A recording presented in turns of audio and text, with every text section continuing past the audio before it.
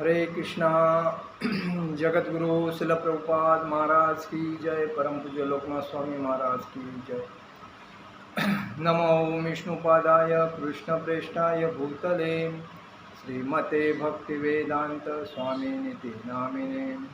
नमस्ते सारस्वते देवे गौरवाणी प्रचारणे निर्विशेष शून्यवादी पाश्चात्य देश तारणे। जय श्री कृष्ण चैतन्य प्रभु नित्यानंद श्री अद्वैत गदाधर शिवासादि गौर भक्तवृंद। हरे कृष्णा कृष्णा कृष्णा हरे हरे, हरे राम राम राम हरे हरे। हरे कृष्णा कृष्णा कृष्णा हरे हरे, हरे राम राम राम हरे हरे। हरे कृष्णा कृष्णा कृष्णा हरे हरे, हरे राम राम राम हरे हरे। जगत गुरु शिल प्रभुपाद महाराज की जय। परम पूज्य लोकनाथ स्वामी महाराज की जय। निताई गौर प्रेमानंदे हरि हरि बोल।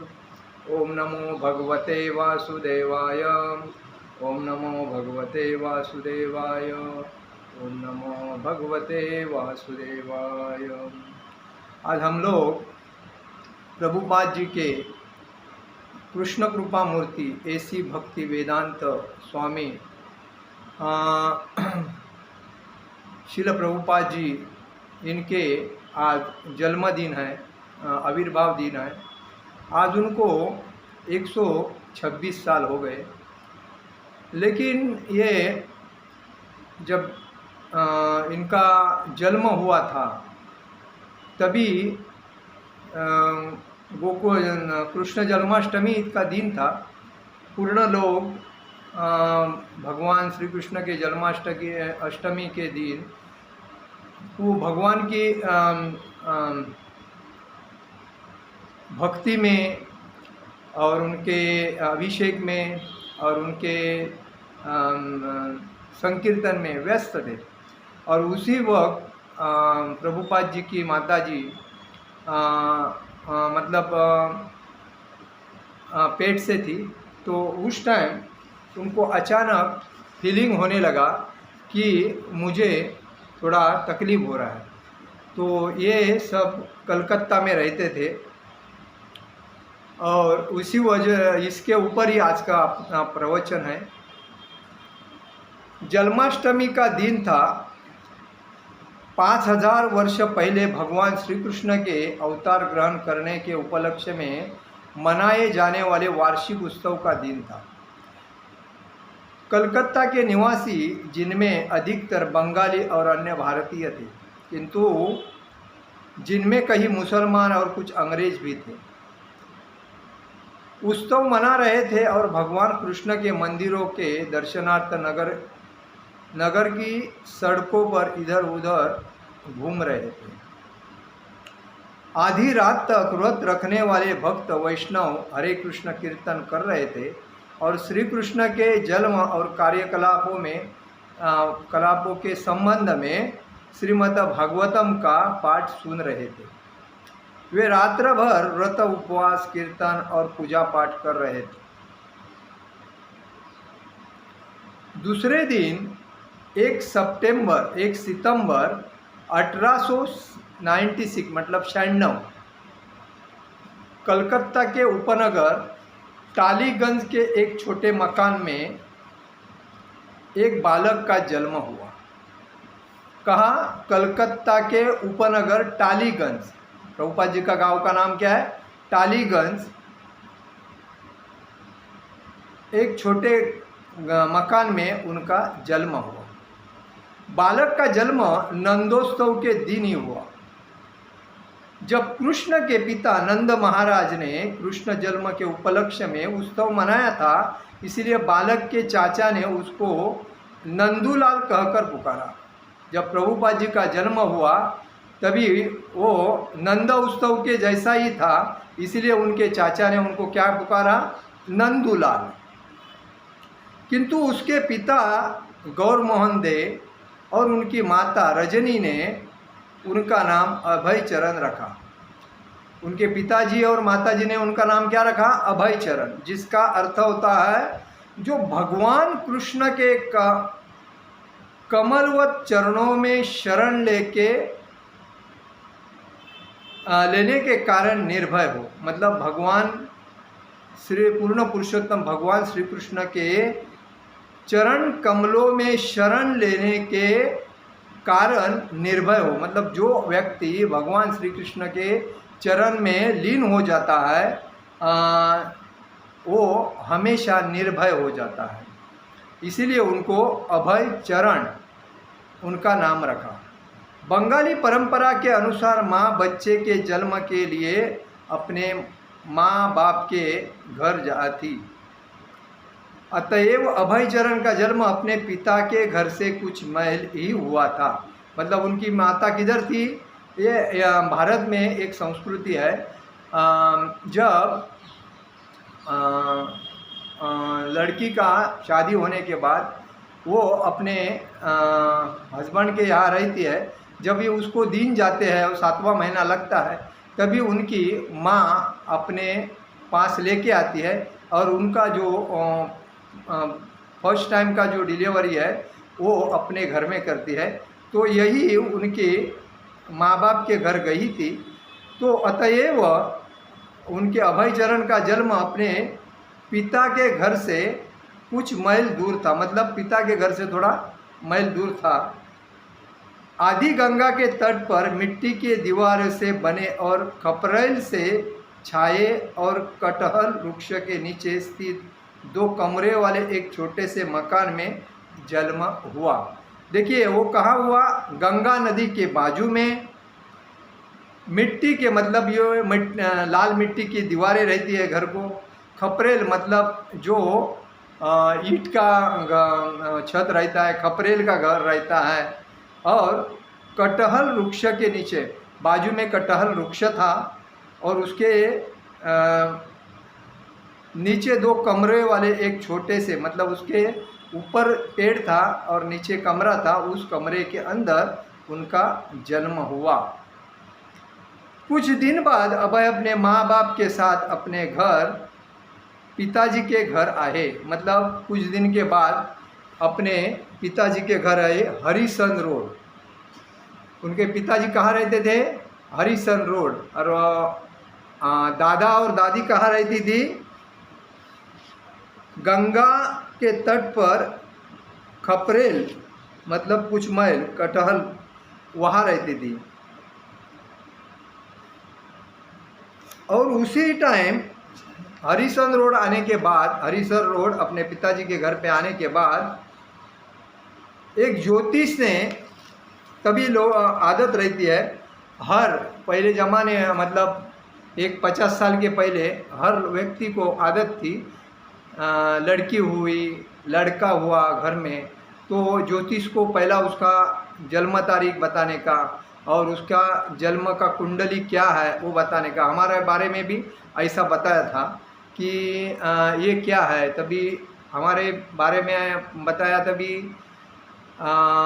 भाऊ पुराणिक बल्कि एक ब्राह्मण थे और वो उन्होंने बोला था इनके नाम का आपके घर में पूजा, सत्यनारायण की महापूजा पहली करो और एक सत्यनारायण का पारायण रखो, मतलब पुराण रखो, और उसके बाद उसकी तबीयत खराब होने से बच जाएगी। और पहली तबीयत खराब होती थी, उसके बाद में मेरी तबीयत खराब होने की बंद हो गई, क्योंकि उस टाइम सत्यनारायण की पूजा रखी थी और लोग पूरे जो हमारा एरिया था पूरा सब आके प्रसाद ग्रहण करके चला गया था उस टाइम। तो कहने का मतलब यही है कि उस टाइम लोगों को ज्योतिष के पास जाके पूछने की आदत थी कि ये इसके आगे फ्यूचर में कैसा इसका फ्यूचर रहेगा, वो पूछते। तो उनके बारे में ज्योतिष ने बताया कि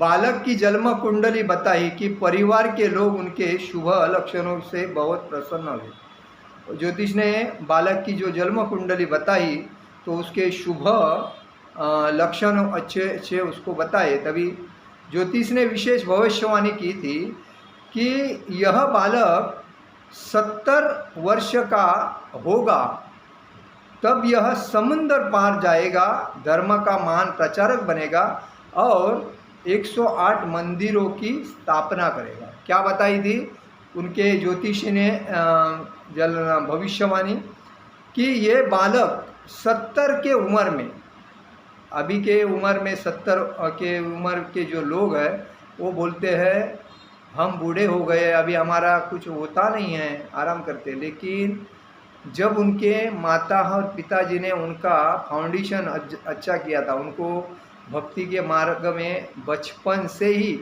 उनको भक्ति का ज्ञान दिया था, उनके पिताजी कैसी भक्ति करते थे उनका वो हमेशा देखते थे, लोगों के साथ कैसा व्यवहार रखते हैं वो देखते थे, साधु संतों के घर में साधु संतों को घर में बुला के उनका कैसा आदर सत्कार करते थे वो देखते थे।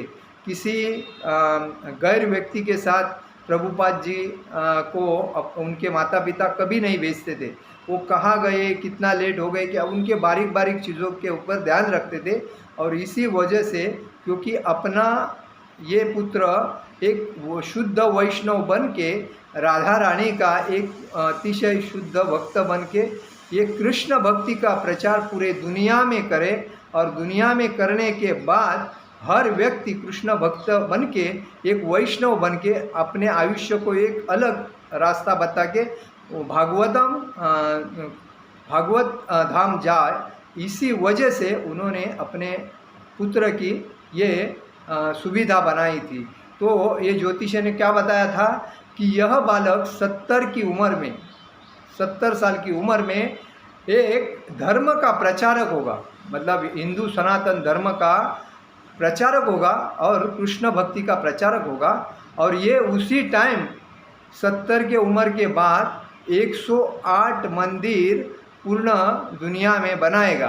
तभी उन्होंने 70 के उम्र में प्रभुपाद जी ने 12 वर्ष के अवधि में 108 मंदिर बनाए थे।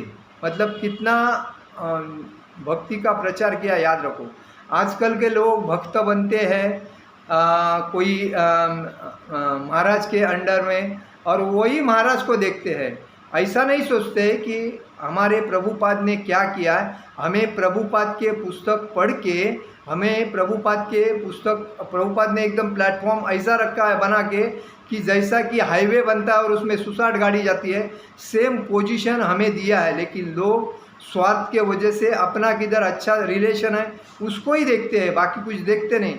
जिधर मिलता है थोड़ा अच्छा रिलेशन मेंटेन करने को, खाने को मिलता है, उसको संभालते हैं और भक्ति करते और सामने आंखों के सामने चैंटिंग करते बता, और भाई दीड़ उनका मन रहता है दूसरी जगह पे और सामने बताएंगे हम चैंटिंग कर रहे हैं। ऐसा आज का लोग है।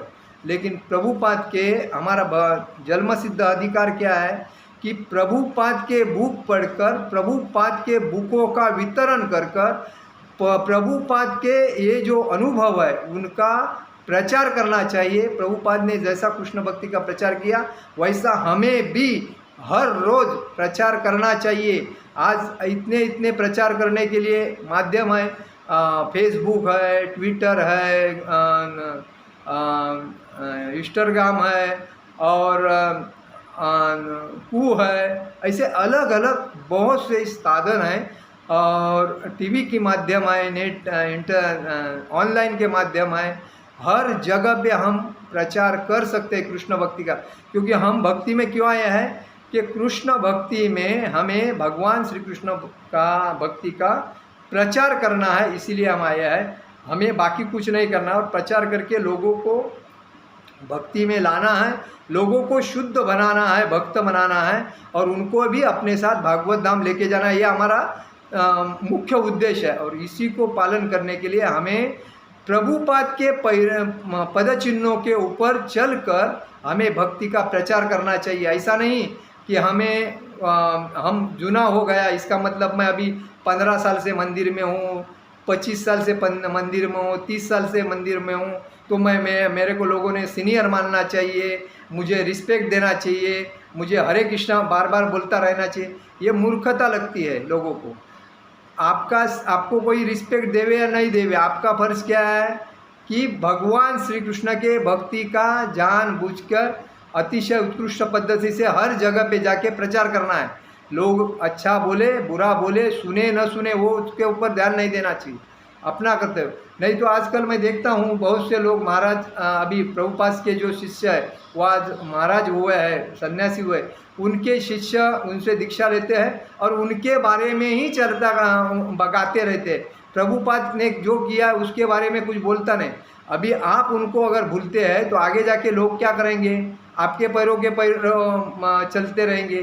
तो इसका मतलब प्रभुपाद साइड हो जाएंगे और आपके गुरु आगे बढ़ते रहे, तो ये गलत है।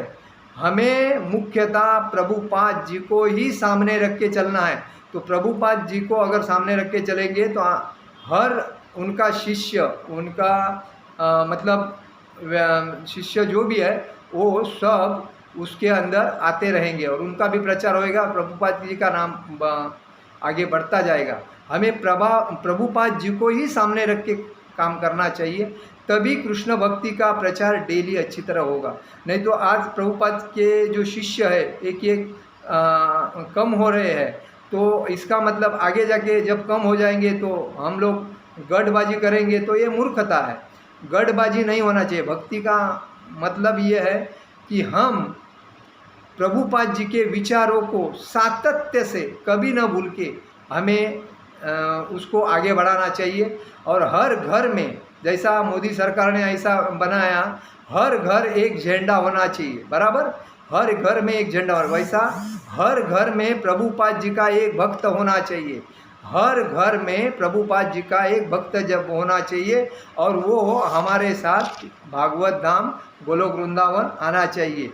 यह हमारा सिद्धांत होना चाहिए, तभी प्रभुपाद जी का ये जो कार्य है वो 10,000 से ज़्यादा ये आगे ग्रोथ करेगा। प्रभुपाद जी ने यही बोला है कि मेरा ये जो कृष्ण भक्ति का जो कार्य है वो 10,000 साल से ज़्यादा चलेगा। तो हमें इस बेसिस पे अगर लेके चलेंगे तो 10,000 साल से ज़्यादा 1,00,000 साल तक चलता रहेगा। इसीलिए तो प्रभुपाद यही कहते हैं कि हम सोते होते, मतलब हम सोते थे तभी हमारे पिताजी आरती करते थे और घंटी का टन टन टन टन आवाज़ सुनकर हम जागते थे और देखते थे कि हमारे पिताजी कृष्ण को नमन कर रहे हैं। इसका मतलब हर व्यक्ति के घर में कृष्ण भक्ति का प्रचार होके कृष्ण भक्ति होनी चाहिए और तभी उनको भक्ति के बारे में जानकारी होके वो भागवत धाम आएंगे। तो हमारा फर्ज बनता है कि जैसा प्रभुपाद ने कृष्ण भक्ति का प्रचार किया वैसा ही प्रचार हमें भी करना चाहिए। ये हमें दृढ़ विश्वास हमारे हृदय में स्थापित करके प्रभुपाद जी को बारंबार याद करके उनके चरण में कोटि कोटि दंडवत नमस्कार करते हैं। और ऐसा जो हमें भक्ति का मार्ग बताया है, इसीलिए हम कभी प्रभुपाद जी को नहीं भूलना चाहिए। यही कहने का मतलब है कि प्रभुपाद जी के पिताजी और माताजी ने उनको जो मार्गदर्शन दिया वैसा ही हर माता पिता ने अपने छोटे छोटे उम्र में बच्चों को मार्गदर्शन देना चाहिए। ये मोबाइल के चक्कर में, चॉकलेट के चक्कर में, रेडीमेड जो चीज़ मिलती है उसके चक्कर में अपने बच्चे को नहीं फंसाना चाहिए। उसी वजह से उनके बुद्धि को गंज चढ़ती है और बुद्धि तीक्ष्ण नहीं होती है। तो बच्चों की बुद्धि कैसी तीक्ष्ण हो जाए और भक्ति में कैसे आके वो भक्ति का मतलब उनको करताल देना चाहिए, हारमोनियम देना चाहिए, मृदंग बजाने को देना चाहिए और भगवान के विग्रह उनके सामने लाके रखना चाहिए। हर भगवान विष्णु, भगवान कृष्ण, भगवान राम, उनके बारे में सातत्य से जानकारी देनी चाहिए, उनकी कहानी सुनाना चाहिए और अपने बच्चों को एक कृष्ण भक्त बना के अगर छोड़ेंगे तो आगे जाके आपका भी बच्चा भगवान शील प्रभुपाद जी के जैसा एक घर में स्थान स्थापित कर सकता है और आपका नाम रोशन कर सकता है। आज का मेरा प्रवचन यही समाप्त करता हूँ। हरे कृष्ण कृष्ण कृष्ण हरे हरे, हरे राम राम राम हरे हरे। जगत गुरु शील प्रभुपाद महाराज की जय। परम पूज्य लोकनाथ स्वामी महाराज की जय। निताई गौर प्रेमानंदे। हरि हरि बोल।